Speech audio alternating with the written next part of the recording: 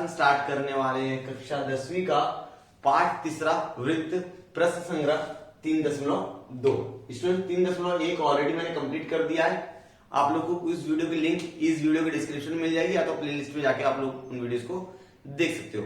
ठीक है स्टूडेंट्स, तो आज का जो हमारा टॉपिक है वो हम लोग प्रश्न संग्रह 3.2 करेंगे। लेकिन 3.2 स्टार्ट करने से पहले, शुरू करने से पहले हमको कुछ चीजें हैं जिनको समझना जरूरी है, जो प्रश्न संग्रह 3.2 में काम आने वाली है। ठीक है, जैसे सबसे पहले समझना पड़ेगा 3.2 के लिए स्पर्श वृत्त किसे कहते हैं, टचिंग सर्कल किसे कहते हैं। स्पर्श वृत्त मतलब ऐसा जिसके अंदर दो वृत्त क्या करेंगे, एक दूसरे को क्या करेंगे, टच करेंगे, एक दूसरे को स्पर्श करेंगे। वह स्पर्श करने का तरीका या तो वो बाहर से भी कर सकते हैं या तो दोनों वृत्त क्या करेंगे, लोग अंदर से स्पर्श करेंगे। दोनों वृत्त क्या करेंगे, दूसरे को अंदर स्पर्श करेंगे। तो दो तरह से स्पर्श वृत्त होते हैं, एक बाह्य वृत्त स्पर्श वृत्त रहेगा और एक अंत स्पर्श वृत्त रहेगा। या तो दोनों वृत्त एक दूसरे को बाहर स्पर्श करेंगे या तो दोनों वृत्त एक दूसरे को अंदर स्पर्श करेंगे और किसी एक ही बिंदु पर। उनका सामान्य बिंदु क्या रहेगा, एक ही सामान्य बिंदु रहेगा। जैसे यहां पर अगर मैं एक बिंदु लूं, ए क्या आएगा, इसका सामान्य बिंदु रहेगा, इसका केंद्र का नाम रहेगा ए, इसका नाम रहेगा पी और इसके केंद्र का नाम रहेगा क्यू। तो ए क्या है, पी और क्यू, ये केंद्र वाले वृत्त की क्या है, सामान्य बिंदु है। ये सामान्य बिंदु दोनों के लिए बराबर है। तो इसी तरह यहां पर भी रहेगा सामान्य बिंदु एक। समझ आ रहा है, मतलब दो वृत्त एक दूसरे को किसी एक सामान्य बिंदु पर क्या करेंगे, टच करेंगे, स्पर्श करेंगे। उससे हम लोग क्या कहा जाएगा, हम लोग बोलेंगे उसको स्पर्श वृत्त कहते हैं, टचिंग सर्कल कहा जाता है। सामान्य स्पर्श रेखा। अब सामान्य स्पर्श रेखा किसे कहते हैं स्टूडेंट्स, मतलब ऐसी रेखा जो दोनों वृत्त के अंदर हो, मतलब दोनों वृत्त को टच करनी चाहिए। जैसे अगर मैं यहां पर बात करूं एक रेखा खींच के, ठीक है, देखिए ये वाली रेखा, ये दोनों वृत्त को क्या करिए, एक ही बिंदु पर क्या करिए, टच करिए। इसको हम लोग क्या बोलेंगे, सामान्य स्पर्श रेखा कहेंगे। ठीक है ना। अगर इस रेखा का नाम लेंगे तो रेखा एल क्या है, पी और क्यू वृत्त केंद्र वाले वृत्त की क्या है, सामान्य रेखा है। उसके बाद अंत स्पर्शी वृत्त और बाह्य स्पर्शी वृत्त आपको समझ में आ गया। अंत स्पर्शी वृत्त आपको याला डायग्राम देख सकते हो और बाह्य स्पर्शी लोग इस तरह से। ठीक है, यहां तो समझ में आ गया। तो चलिए अब यहां पर देखिए एक प्रमेय लिखा है, स्पर्श वृत्त प्रमेय, थ्योरम ऑफ टचिंग सर्कल। मतलब अगर कोई वृत्त एक दूसरे को स्पर्श करता है किसी एक बिंदु पर तो उसका प्रमेय क्या बनेगा। तो देखिए यहां पर मैंने लिख के रखा हुआ है बहुत आसान भाषा में, यदि दो स्पर्श वृत्त हैं तो सामान्य बिंदु उन दो वृत्तों के केंद्रों को मिलाने वाली रेखा पर होता है। अगर आपके पास दो वृत्त है, ठीक है ना, और उनका सामान्य बिंदु क्या है, दो वृत्त क्या कर रहे हैं, दूसरे को टच कर रहे हैं, ठीक है ना, इस तरह टच कर रहे हैं। इसमें मेरे पास गोला प्रकार नहीं है कि मेरा वृत्त एकदम गोल बनेगा, तो आप लोग समझने का प्रयास कीजिए बस। अगर मेरे पास दो वृत्त है और दोनों वृत्त के केंद्र का नाम दे देता हूं मैं ए, इसका नाम देता हूं बी, ठीक है, और इसका सामान्य बिंदु पी। तो क्या बोलता है प्रमेय, क्या बोलता है, यदि दो स्पर्श वृत्त हो तो सामान्य बिंदु उन दो वृत्तों के केंद्रों को मिलाने वाली रेखा पर होता है। सामान्य बिंदु जो रहेगा इन दोनों केंद्रों को मिलाने वाली रेखा पर रहेगा। मतलब P जो है वह ए बी रेखा पर है। हम लोग क्या बोलेंगे, बिंदु जो P है ना, बिंदु P यह रेख ए बी पर क्या है, ए बी पर स्थित है। बात समझ में आ गई, ये ए बी पर स्थित होगा। ये बोल रहा है कि उनका जो सामान्य बिंदु रहेगा और वो दोनों केंद्रों को मिलाने वाली रेखा पर होता है स्पर्श वृत्त का प्रमेय, थ्योरम ऑफ टचिंग सर्कल। बात समझ में आ गई। सर आपने तो यहां पर बाह्य वृत्त बता दिया, अंतर्वृत्त कैसे रहेगा। देखिए ये आपके पास एक वृत्त है, इसके अंदर एक और वृत्त आपने बना दिया, ये क्या हो गया, अंतर्वृत्त हो गया। ठीक है ना। तो इसका जो सामान्य बिंदु रहेगा पी, इसका केंद्रक ए और इसकी केंद्रक बी, ये दोनों रेखा को मिलाओगे तो इस रेखा पर आएगा। मतलब यहां पर हम लोग बोल सकते हैं कि ए पी बी, ऐसा भी आप लोग लिख सकते हो कि ये क्या हो जाएगी, एक रेखी हो जाएगी, बराबर। तो यहां पर एक रेखी क्या होगा, बी ए पी। बात समझिए कि नहीं स्टूडेंट्स, ओके। अगर यहां तक समझा है तो प्रश्न संग्रह बहुत आसान लगेगा आपको सॉल्व करने में। देखिए यहां पर दो चीज लिख के रखी मैंने, बाह्य स्पर्शी वृत्तों के केंद्रों के बीच की दूरी, बाह्य स्पर्शी वृत्तों के केंद्रों के बीच की दूरी त्रिज्याओं के योगफल के बराबर रहता है। अगर दो वृत्त एक दूसरे को क्या कर रहे हैं, बाह्य स्पर्श कर रहे हैं, तो उनके केंद्रों के बीच की दूरी आप कैसे निकालोगे। ये दो मैंने क्या बना दिए, वृत्त बना दिए, इनकी त्रिज्याओं के बीच की दूरी, इनकी त्रिज्याओं के बीच की दूरी मुझे निकालनी है। इसकी केंद्र का नाम ए, इसका बी है और यहाँ सामान्य बिंदु P है। तो पहले वाले वृत्त की त्रिज्या R1 मान लेते हैं और दूसरे वाले वृत्त की त्रिज्या R2 मान लेते हैं। बात समझी? तो इनकी इन त्रिज्याओं के बीच की दूरी क्या रहेगी? त्रिज्याओं के योगफल के बराबर होगी, मतलब R1 प्लस R2 करना पड़ेगा। यदि आपका वृत्त बाह्य स्पर्श करता है, दोनों त्रिज्याओं के बीच की दूरी निकालने के लिए दोनों त्रिज्याओं क्या करना पड़ेगा? आपको योगफल करना पड़ेगा। ठीक है। लेकिन अगर दूसरी केस में बात करें, अगर आपका वृत्त क्या है? अंतःस्पर्शी है। यदि आपका वृत्त क्या कर रहा है? अंतःस्पर्श कर रहा है, तो उनके केंद्रों के बीच की दूरी त्रिज्याओं के अंतर के बराबर रहेगा। अगर मेरा वृत्त है, ये वृत्त है मेरा, ये दोनों क्या कर रहे हैं? एक दूसरे को अंतःस्पर्श कर रहे हैं और मुझे इनकी त्रिज्याओं के बीच की दूरी चाहिए। ठीक है। तो मुझे क्या करना पड़ेगा? त्रिज्याओं का अंतर, मतलब बड़े वाले वृत्त की त्रिज्या में से छोटे वाले वृत्त की त्रिज्या घटा देंगे, मतलब R2 माइनस R1 हो जाएगा। अगर मैं दूसरे वाले वृत्त की त्रिज्या को R2 मानता हूं और जो छोटा वाला उसको R1 मानता हूं, तो R2 माइनस क्या हो जाएगा? R1 हो जाएगा। कहने का सिंपल सा मतलब है कि यदि आपका दो वृत्त एक दूसरे को अंतःस्पर्श करता है, उनके त्रिज्याओं के बीच की दूरी त्रिज्याओं के अंतर के बराबर रहेगा। बात समझे हो गया? यहां त्रिज्याओं के बीच की दूरी क्या है? AB है। यहां कैसे निकलेगा? AP प्लस PB, इस तरह से आप दूरी निकालोगे AB की। यहां त्रिज्याओं के बीच की दूरी क्या है? AB है। यदि आपको AB निकालना है तो आप बड़े वाले वृत्त की त्रिज्या में से, मतलब AP में से आपको BP क्या करना पड़ेगा? घटाना पड़ेगा, तब जाकर उनकी त्रिज्याओं के बीच की दूरी आ जाएगी। समझ में आ गया होगा? तो चलिए, ये बहुत कुछ इंपॉर्टेंट पॉइंट्स थे जो आपको प्रश्न संग्रह 3.2 को समझने के लिए जरूरी है। तो अभी मैं इसको मिटाता हूं, प्रश्न संग्रह 3.2 हल करता हूं।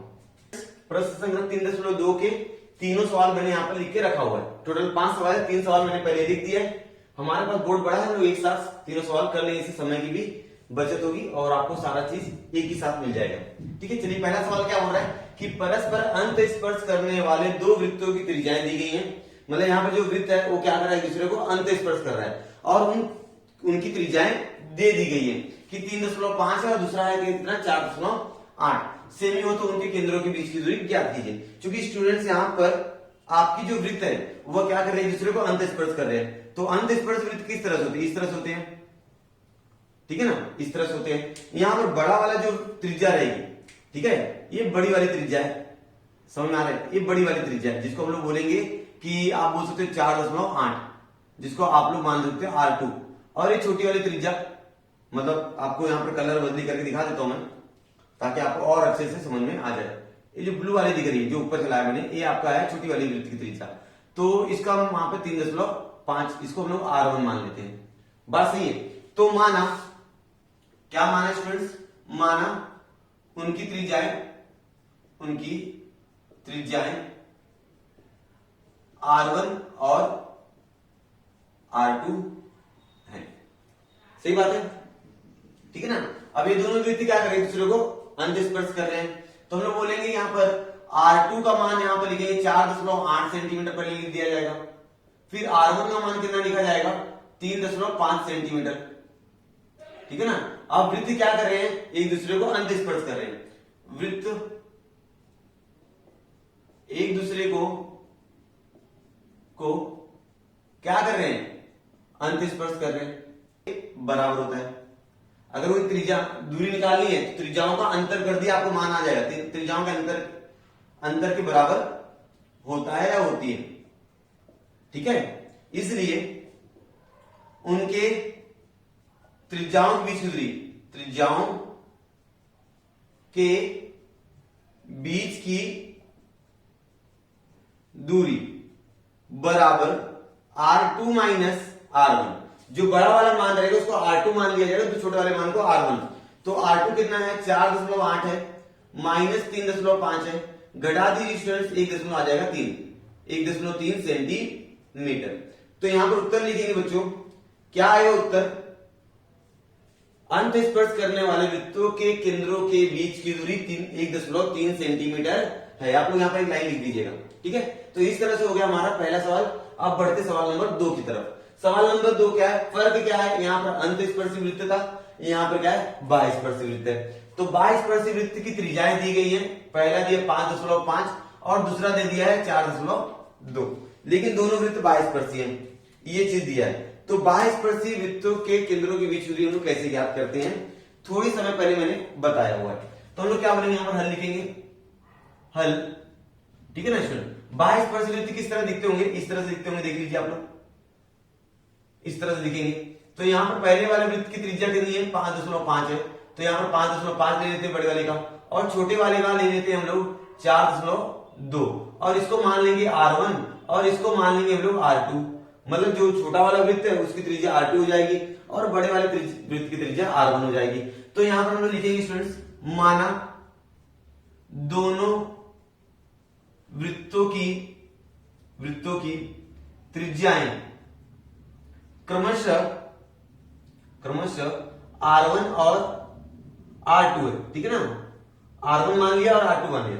चूंकि दोनों स्टूडेंट्स बाह्यस्पर्शी वृत्त है तो इनके केंद्रों के बीच की दूरी क्या होती है, तो हम लोग क्या बोलेंगे, बाह्यस्पर्शी।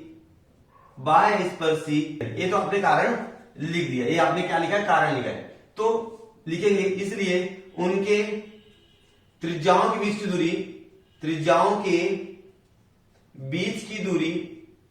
की दूरी बराबर क्या आएगा स्टूडेंट्स, R1 प्लस R2 बराबर कितना है, 5.5 से प्लस 4.2। अगर इसको आप लोग जोड़ते हो तो 9 कितना हो जाता है, 7 सेंटीमीटर। तो आप लोग यहां पर उत्तर में लिखेंगे, क्या लिखेंगे उत्तर में, बाह्यस्पर्शी वृत्तों की त्रिज्याओं के बीच की दूरी 9.7 सेंटीमीटर है। तो स्टूडेंट्स यहां पर एक चीज और लिख दीजिएगा, R1 बराबर 5.5 और R2 बराबर 4.2। यहां पर आपको लिखना पड़ेगा जैसा आपने यहां पर लिखा था, ठीक है। बात यहां तक क्लियर है क्या? चलिए अब ये हो गया सवाल नंबर 1 और सवाल नंबर 2। बढ़ते सवाल नंबर 3 की तरफ। क्या दिया है सवाल नंबर 3, 4 सेमी और 2.8 सेमी त्रिज्याएं वाले आपको बाह्यस्पर्शी और अंतस्पर्शी वृत्त तैयार करने हैं। सबसे पहले हम लोग तैयार करेंगे बाह्यस्पर्शी। क्या तैयार करेंगे, बाह्यस्पर्शी। कैसे तैयार होगा स्टूडेंट्स, देखिए बाह्यस्पर्शी वृत्त कैसे तैयार होगा, इसको देखिए आप लोग। सबसे पहला काम स्टूडेंट, मेरे पास गोला प्रकार नहीं है, लेकिन मान लेते हैं गोला प्रकार से आपको बनाना है। तो गोला प्रकार में सबसे पहले आप 4 सेंटीमीटर लोगे। कितना लोगे, 4 सेंटीमीटर की दूरी लोगे गोला प्रकार में। स्केल से नाप लीजिएगा, ठीक है ना, 0 पे रख के 4 तक जाइएगा और गोला प्रकार में नाप लीजिएगा। जब आप लोग गोला प्रकार में नाप लोगे तो 4 सेंटीमीटर कुछ इस तरह से आपका वृत्त तैयार हो जाएगा, ठीक है ना। 4 सेंटीमीटर का वृत्त रहेगा, यहां पर हम लोग लिखेंगे 4 सेमी। बात सही है, ओके। चलिए अब एक दूसरा वृत्त बनाना है जिसकी त्रिज्या कितनी, 2.8 है। तो अब गोला प्रकार में हम लोग 2.8 दूरी लोगे, 0 पे रखोगे और 2 के आगे छोटी छोटी 8 लाइन गिनोगे आप लोग।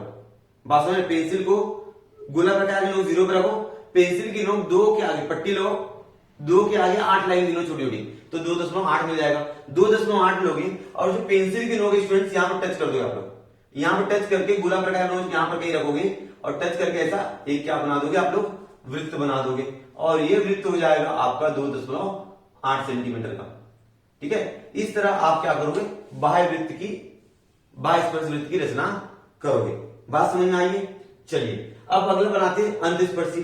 तो अंतस्पर्शी कैसे बनेगा स्टूडेंट, देखिए, ठीक है। अंतस्पर्शी कैसे बनेगा, सबसे पहला काम है स्टूडेंट्स, आपको गोला प्रकार में 4 सेंटीमीटर दूरी लेनी है, क्योंकि सबसे अधिक मान कितना 4 सेंटीमीटर है। तो 4 सेंटीमीटर की दूरी लेके आप क्या करोगे, आप वृत्त खींच दोगे। खींच दिया, ठीक है ना, आपने क्या कर दिया, एक वृत्त खींच दिया, लेकिन उसकी त्रिज्या कितनी होनी चाहिए, 4 सेंटीमीटर का होना चाहिए। ये बात याद रखना आप लोग, ओके। तो ये 4 सेंटीमीटर की क्या है, त्रिज्या है इसकी। क्लियर है यहां तक? चलिए अब दूसरा वाला वृत्त कितना है, 2.8। तो आपको जैसे यहां पर किया था, 2.8 दूरी लिया था, तो गोला प्रकार में आप 2.8 दूरी ले लीजिए और पेंसिल की नोक इसकी भुजा पर अंदर बनाने ना, अंतस्पर्शी में वृत्त अंदर रहेगा, तो यहां पर है कि आपको इस तरह से तैयार करना है, ठीक है। तो यहां पर रहेगा आपका 2.8 सेमी। तो इस तरह से आपका अंतवृत्त तैयार हो जाएगा। हाँ, मैंने यहां पर गोला प्रकार नहीं लिया था, लेकिन आपका भी इसी तरह से तैयार होना चाहिए, ठीक है। तो ये हो गया सवाल नंबर 1, 2 और 3। आप लोग स्क्रीनशॉट लेना तो स्क्रीनशॉट आप लोग ले सकते हो। चलिए स्टूडेंट्स अब करते सवाल नंबर 4 और सवाल नंबर 5। तो चलिए स्टूडेंट सवाल नंबर 4 मैंने यहाँ पर लिख के रखा हुआ है, ठीक है। प्रश्न संख्या 3.2 का 1, 2 और 3 आपको समझा होगा। सवाल नंबर 1, 2 और 3 आपको समझा होगा, पीछे को कराया मैंने। सवाल नंबर 4 कर लेते हैं। सवाल नंबर 4 क्या दिया, देखिए आकृति में P और Q केंद्र वाले दो वृत्त एक दूसरे को R पर क्या करते हैं, प्रतिच्छेद कर रहे हैं। दो वृत्त हैं, दोनों वृत्त का केंद्र दिया P और Q, ये दोनों क्या करते हैं कि R पर क्या कर रहे हैं, एक दूसरे को प्रतिच्छेदित कर रहे हैं। मतलब R क्या हो रहा है, इनका सामान्य बिंदु हो गया ना, ठीक है। R से जाने वाली रेखा उन वृत्तों को क्रमश A और B पर प्रतिच्छेदित करती है। R से एक रेखा जा रही है, जो वह रेखा जो है एक को A पर और दूसरे को B पर क्या करती है, प्रतिच्छेदित करती है। तो आपको सिद्ध करना है जो AP है, ये जो AP रेखा है वो QB की क्या है, समांतर है। पहली चीज सिद्ध करनी है। दूसरी चीज सिद्ध करनी है, सिद्ध करोगे त्रिभुज AP और R और RQB ये दोनों क्या है, समरूप है, ये हमको सिद्ध करना है। तीसरा चीज है कि कोण PAR का मान दिया है 35, तो RQB का मान आपको ज्ञात करना है। तीन चीजें हमको हल करनी है, मतलब दो तो साध्य करना है, एक तीसरा का मान ज्ञात करना। बहुत आसानी से करेंगे। सबसे पहला काम क्या है स्टूडेंट्स, सबसे पहले हमें सिद्ध करना है रेख AP समांतर BQ। समांतर कब होगा स्टूडेंट्स, यदि वो संगत कोण सर्वांगसम रहेंगे तो दोनों भुजाएं क्या होती है, समांतर होती है। ये एकांतर कोण सर्वांगसम हो तो दोनों रेखा समांतर होती है। बात मालूम होगा आपको, इस तरह से आपने सीखा होगा, दो समांतर रेखा और तिर्यक रेखा का गुणधर्म, ये दोनों रेखा कब समांतर होती है, यहाँ का कोण सर्वांगसम रहेगा, मतलब संगत कोण रहेगा तो समांतर होंगी, या तो यहाँ का कोण और यहाँ का कोण सर्वांगसम मतलब एकांतर कोण तो समांतर होती है, या तो यहाँ का कोण और यहाँ का कोण दोनों को मिलाओ और 180 अंश मिल जाए तो अंत कोणों के मापों का अंत कोण, ठीक है ना, तो 180 अंश होता है। तो उस तरह समांतर हो सकती है। मतलब तीन संभावनाएं हैं, देखते इसमें कौन संभावना यहाँ पर लगती है और दोनों को हम लोग समांतर करने की कोशिश करते हैं। देखिए स्टूडेंट, सबसे पहला काम हल करेंगे यहाँ पर, तो हमको दो त्रिभुज लेना पड़ेगा। सबसे पहली बात APR त्रिभुज APR में, जब आप देखोगे APR में तो आपको AP और PR ये दोनों क्या एक ही वृत्त की त्रिज्या है। बात समझ में आ रही है, तो लोग लिखेंगे भुजा AP सर्वांगसम भुजा PR। कारण लिखेंगे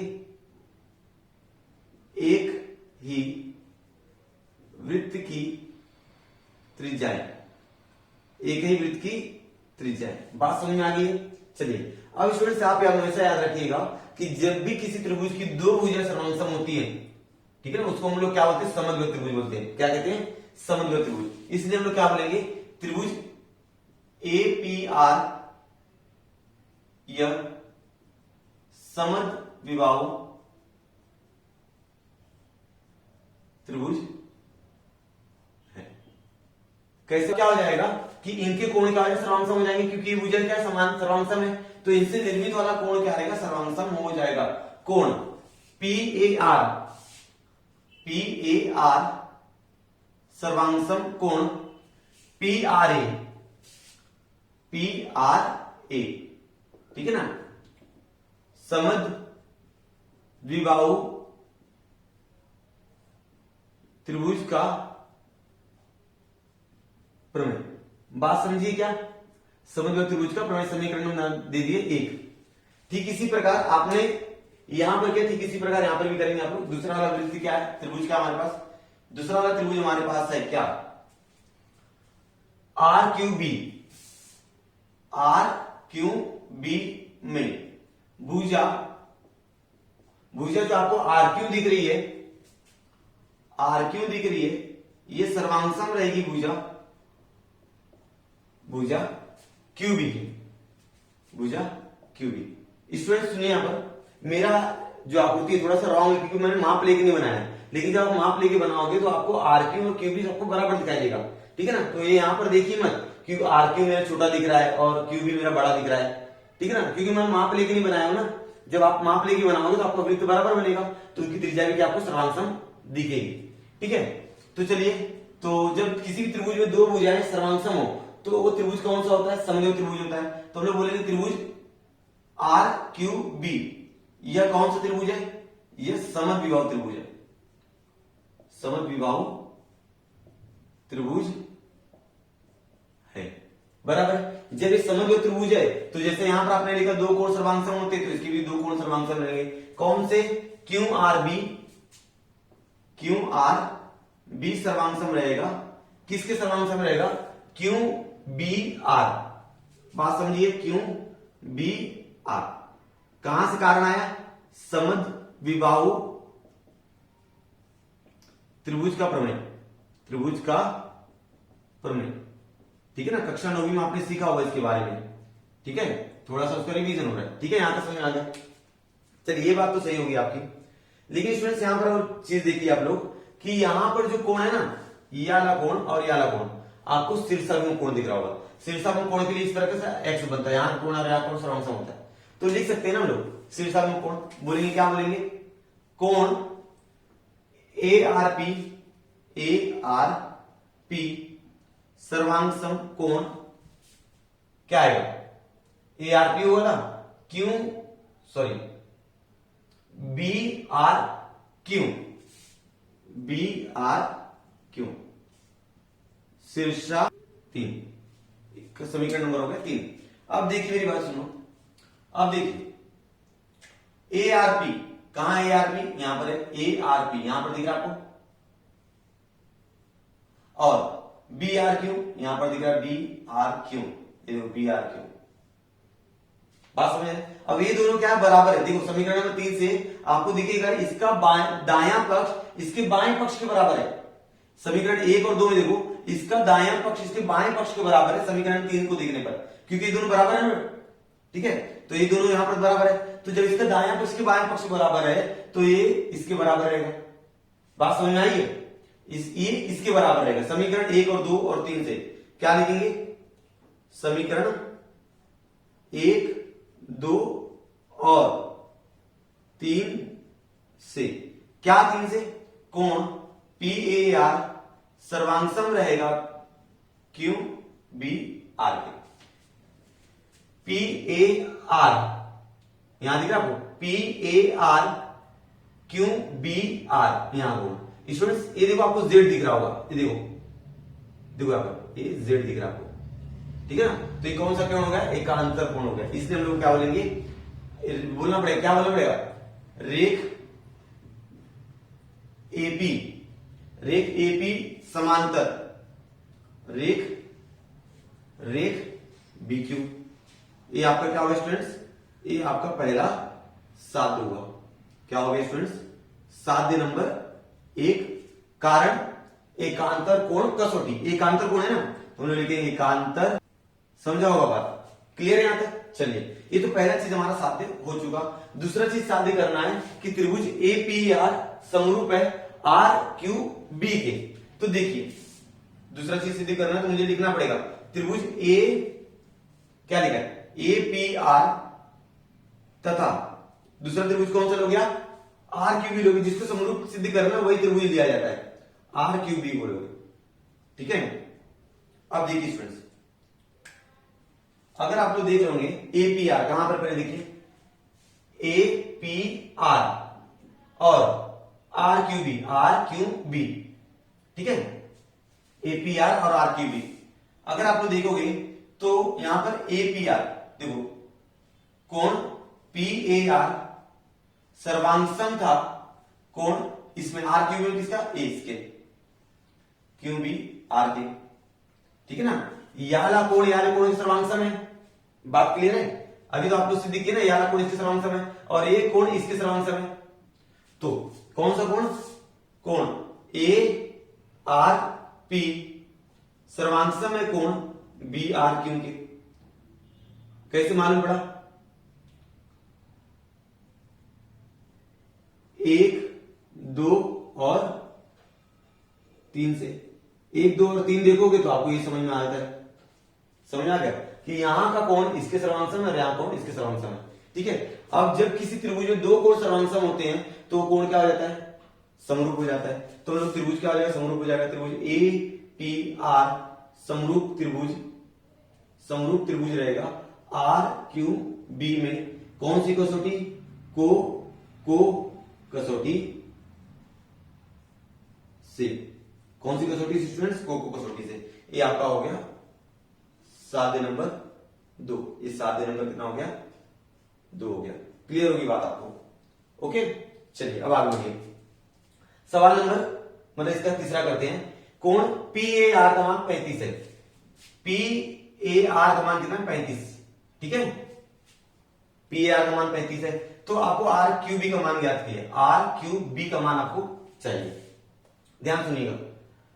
अब स्टूडेंट्स PAR का मान 90 है, 35 है, तो हम लोग क्या लेंगे? तीसरा सवाल हम लोग हल कर रहे हैं। कोण PAR बराबर QBR।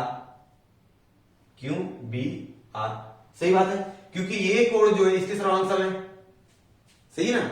ये कोण इसके सर्वांग है और ये कोण इसके सर्वांग है। समझ लो त्रिभुज का देखिए ना यहां पर कौन सा B R के बराबर हो गया। यहां पर देखो, यहां पर B जो है ये R के यहां पर बराबर है, तो हम लोग बोल सकते हैं कि क्या बोलेंगे स्टूडेंट्स? बोलिए मुझे यहां पर कि कोण BRQ बराबर 35 अंश। 1, 2 और 3 से वो जो आपने समीकरण बनाया है ना, वहां से आपको देखने पे ऐसा लगता है। ठीक है, यहां तक समझ में आ गया। 1, 2, 3 से आप रहा है, तो स्टूडेंट्स ये 35 हो गया और ये भी कितना होगा? 35। ये क्या है? पूरा त्रिभुज है, तो हम लोग बोलेंगे त्रिभुज। त्रिभुज क्या बोलेंगे? बोलो। त्रिभुज लिखेंगे RQB में कोण RQB प्लस कोण BRQ प्लस कोण आएगा QRB बराबर 180 अंश। त्रिभुज के तीनों कोणों के मापों का योगफल 180 अंश होता है। जब ये 35 है, ये 35 है, तो ये 180 में से घटा देंगे आप लोग। त्रिभुज के तीनों क्लियर है? यहां तक 180 अंश होता है, आपको मालूम है। ठीक है, तो चलिए सबका मान रख देते हैं। RQB का मान तो हमको मालूम नहीं है, RQB का मान मालूम नहीं है, बट यहां पर BRQ का मान यहां पर हमने निकाला 35 प्लस 35 बराबर 180। RQB का मान हो जाए प्लस 70 बराबर 180। तो RQB का मान हो जाएगा स्टूडेंट्स कितना? 180 माइनस कितना हो जाएगा? 70। ये 70 यहां प्लस में इधर जाएगा, माइनस हो जाएगा, इसलिए हम लोग बोलेंगे कोण RQB का मान आ जाएगा 110 अंश। ये हमारा क्या हो गया? हल हो गया। ठीक है, तो इस तरह सवाल नंबर 4 आप लोगों ने देखा कितने आसानी से हमने हल किया है।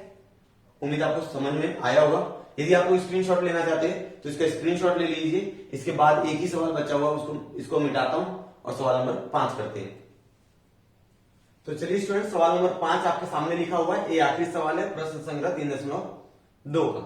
क्या है? आकृति में ए और बी केंद्र वाले वृत्त परस्पर बिंदु ई पर क्या करते हैं? स्पर्श करते हैं। ए और बी केंद्र वाले जो क्या है? वृत्त है, एक दूसरे को कहां करते हैं? ई पर क्या करें? जो प्रतिच्छेदित कर रहे हैं, मतलब ई क्या है? इनका सामान्य बिंदु है। ठीक है ना? तो आगे बढ़ते हैं। उनकी सामान्य स्पर्श रेखा एल उन्हें क्रमश सी डी बिंदुओं पर क्या करती है? स्पर्श करती है। इनकी सामान्य स्पर्श रेखा है, जो पहले वाले वृत्त की भी सामान्य रेखा है और दूसरे वाले वृत्त की भी सामान्य रेखा है, जो बिंदु सी और डी पर क्या करती है? स्पर्श करती है। यदि वृत्तों की त्रिज्याएं क्रमश 4 और 6 दी जाए, मतलब छोटा वाला जो वृत्त है उसकी त्रिज्या 4 सेंटीमीटर है और बड़े वाले वृत्त की त्रिज्या कितनी है? 6 सेंटीमीटर है। तो रेख सीडी की लंबाई ज्ञात करो। ये जो रेख सीडी है ना, वो जो स्पर्श रेखा जा रही है, सामान्य स्पर्श रेखा, उसकी आपको लंबाई ज्ञात करना है। तो स्टूडेंट ध्यान से देखेंगे तो हमको यहां पर समझ में आएगा कि अगर मैं यहां से इसको मिला दूं, ठीक है स्टूडेंट? ओके स्टूडेंट, समझ में आ रहा है यहां तक? चलिए अब इसके स्ट्रेट लाइन खींच दो, सीधी लाइन खींच दो, तो आपको कुछ ऐसा दिखेगा। ठीक है, और यहां पर नाम दे देंगे हम लोग एम। क्या नाम दे देंगे? एम। अब लेकिन ए और बी को नहीं मिलाया गया है, तो हम लोग इसको मिला लेते हैं। तो स्टूडेंट्स इस तरह की क्या होगी? हमारी रचना हो गई है, जिसके अंदर छोटे वाले वृत्त की जो त्रिज्या है वह 4 सेंटीमीटर, मतलब ये भी त्रिज्या है, ये 4 सेंटीमीटर हो गई, और यहां से ये भी क्या है? एक त्रिज्या है, 4 सेंटीमीटर हो गई, और ये जो बड़े वाले वृत्त की त्रिज्या है वह टोटल कितनी सेंटीमीटर है? 6 सेंटीमीटर का है। बराबर है यहां तक, और ये भी कितना हो जाएगा? 6 सेंटीमीटर हो जाएगा। आपको क्या ज्ञात करना है? आपको ज्ञात करना है सीडी। ध्यान दीजिए बच्चों, यहां पर हो जाएगा 90 अंश। स्पर्श रेखा त्रिज्या पर लंब होता है, स्पर्श रेखा त्रिज्या प्रमेय, ये 90 हो जाएगा। यहां पर कितना हो जाएगा? 90 हो जाएगा। बात समझ में आ रही है। और यहाँ पर AM जो है वो AD पर मैंने क्या किया, लंब गिराया है, तो ये भी कितना हो जाएगा, लंब 90 अंश हो जाएगा।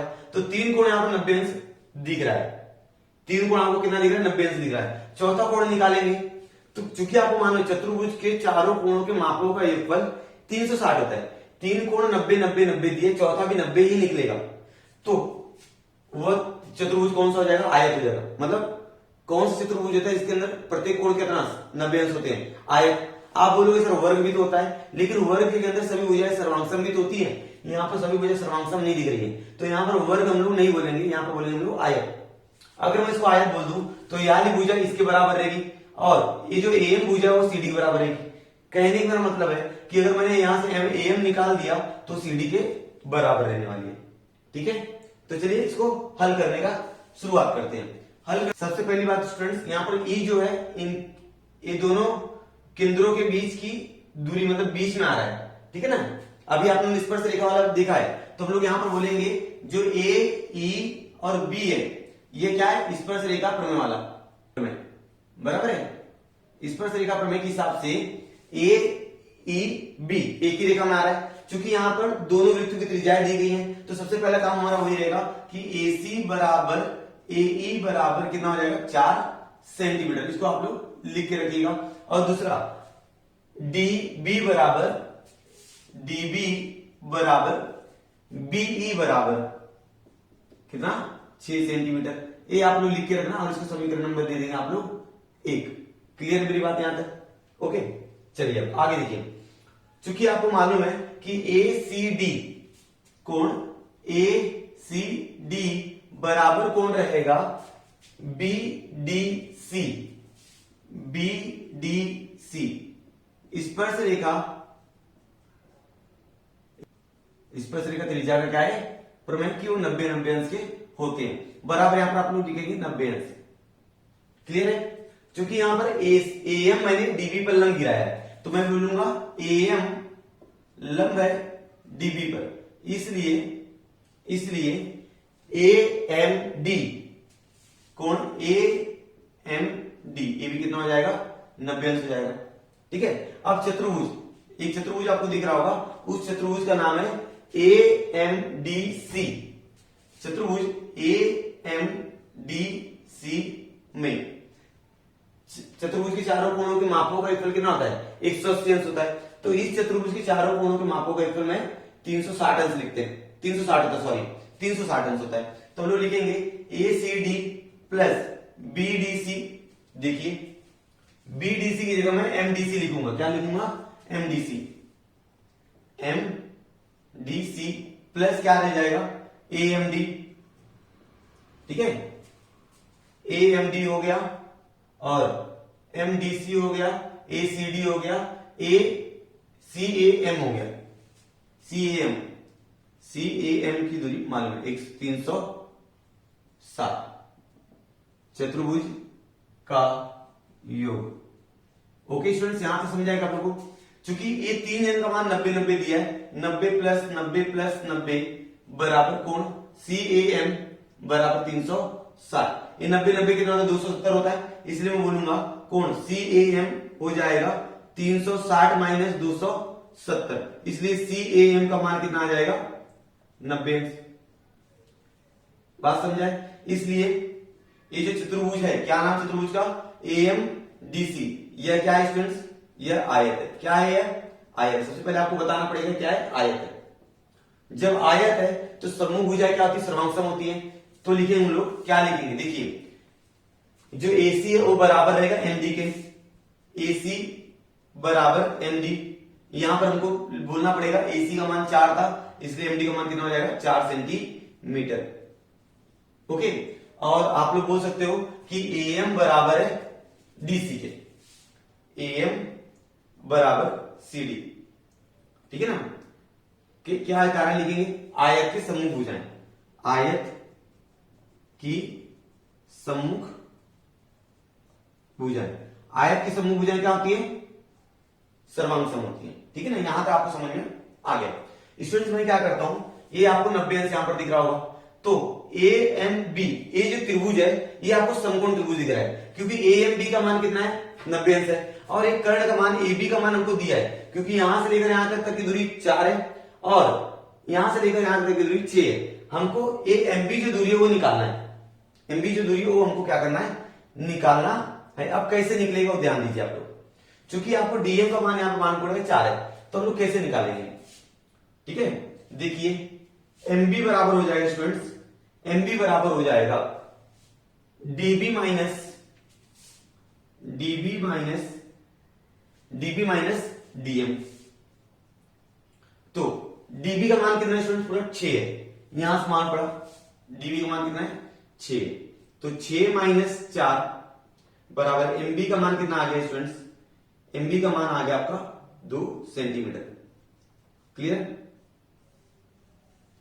अब ये सुनो, अब मैंने एमबी का मान निकाला क्यों, क्योंकि मुझे 90 अंश का कोण त्रिभुज दिख रहा था। अगर समकोण त्रिभुज और 2 भुजाएं दी, तीसरी भुजा निकालनी है तो हम लोग निकाल सकते हैं, तो 2 भुजा यानी भुजा निकालनी पड़ेगी ना एमबी। तो कैसे निकालेंगे, इस पूरी भुजा में से ये डीएम क्या करेंगे, माइनस कर देंगे, क्योंकि डीएम का मान मैंने 4 बताया पहले, बात समझ में आ रही है। तो आप लोग यहां पर लिखोगे, क्या लिखोगे यहां पर,